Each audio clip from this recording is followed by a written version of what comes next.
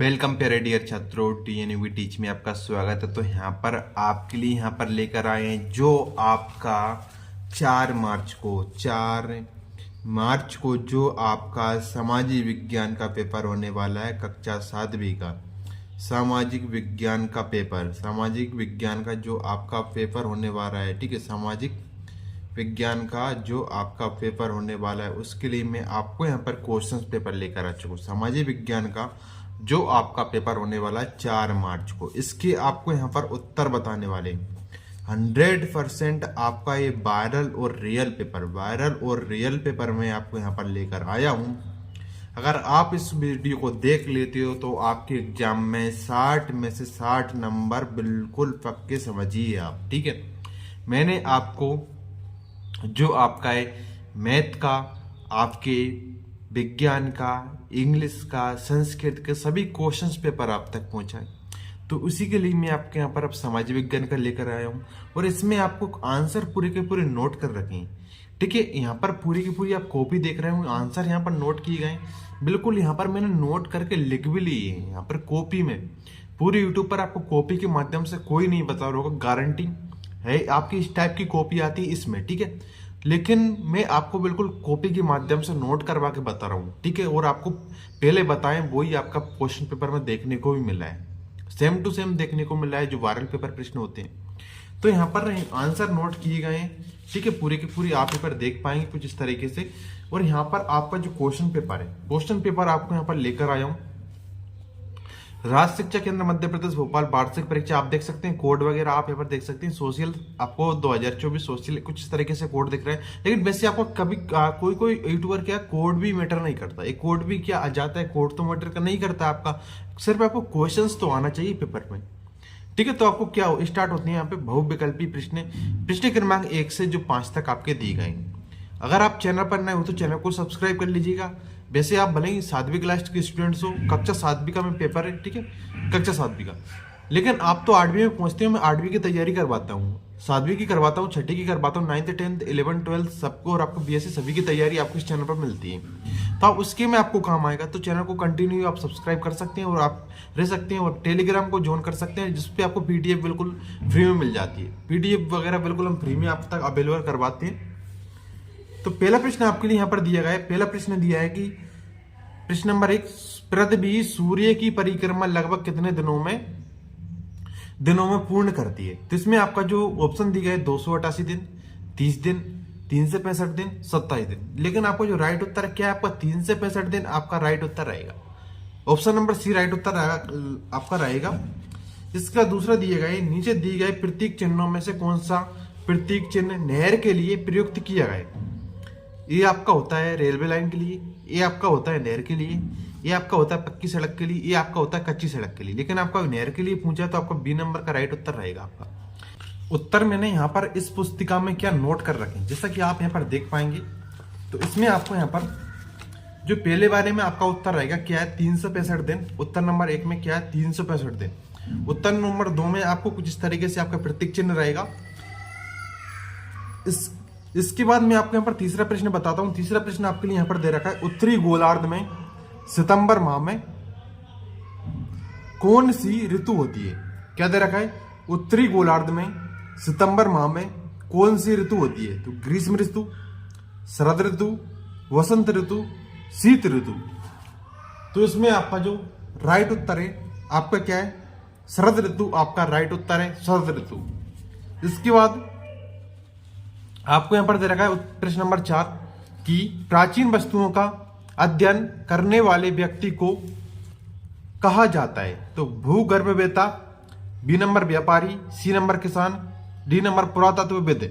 इसमें आपका जो राइट उत्तर रहेगा क्या रहेगा, भूगर्भवेत्ता आपका ए नंबर का राइट उत्तर रहेगा। ए उत्तर यहाँ पर नोट की गए, देखो आप पहले में आपका 365 दिन है, दूसरे में कुछ इस तरीके से आपका प्रतीक चिन्ह है, तीसरे में आपका क्या है, शरद ऋतु में होता है।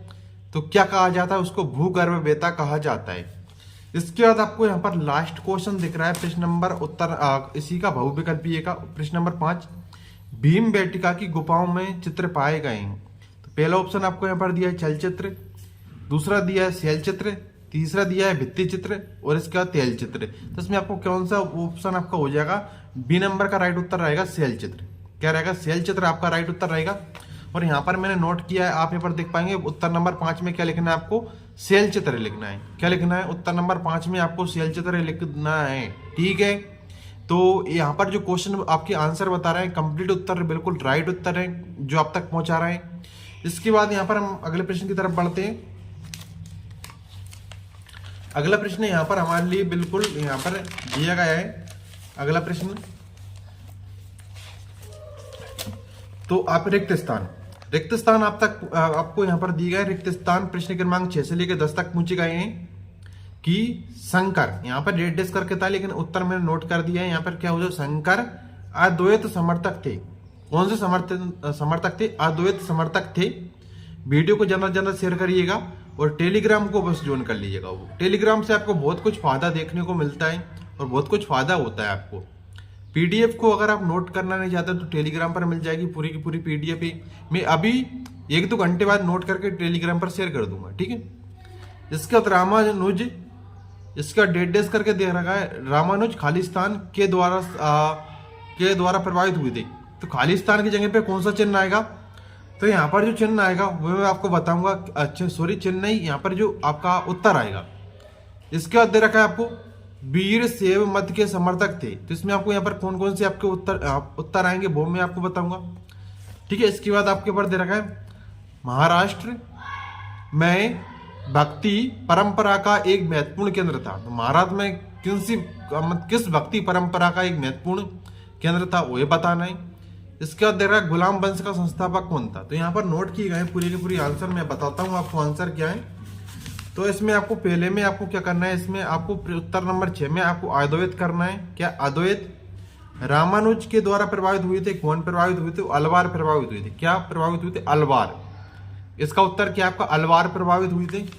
इसके बाद आपको यहाँ पर दिया है कि और वीर शैव मत के समर्थक, मतलब कौन कौन वीर मत के समर्थक थे। तो इसमें लिखना है वसवन, अल्लामा, अक्क महादेवी, ये किसके समर्थक? वीर मत के समर्थक थे। इसके बाद आपको यहाँ पर दे रखा है महाराष्ट्र में भक्ति परंपरा का महत्वपूर्ण केंद्र था। तो कौन था? तो ये आपका हो जाएगा एक पलरपुर। ठीक है, पलरपुर आपका राइट उत्तर रहेगा, भक्ति परंपरा का केंद्र। इसके बाद गुलाम वंश का संस्थापक कौन था? तो ये कुतुबुद्दीन था, कुतुबुद्दीन, ये आपका राइट उत्तर रहेगा। इसके बाद मैं आपको यहाँ पर क्वेश्चन बता देता हूँ। इसके बाद अति लघु उत्तरीय प्रश्न स्टार्ट हो जाते हैं हमारे प्रश्न क्रमांक 11 से लेकर 16 तक।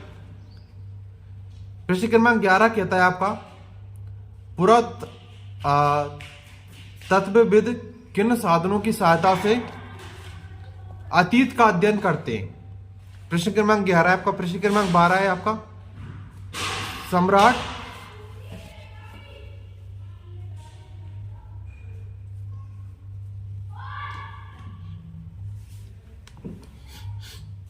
तो प्रश्न क्रमांक हमारा 12 है कि सम्राट अशोक द्वारा प्रजा की भलाई के कौन कौन से कार्य किए गए।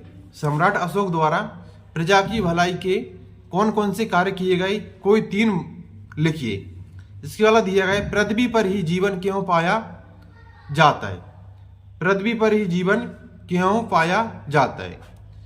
इसके बाद दिया रखा है सिक्कों द्वारा स्थापित राखी व्यवस्था किससे संबंधित है। इसके बाद दे रखा है कि भूकंप के दौरान बचाव के लिए हमें कौन सा आश्रय लेना चाहिए। इसके बाद दे रखा है आपका अस्थायी बस्तियों के लोग पक्के घर क्यों नहीं बनाना चाहते।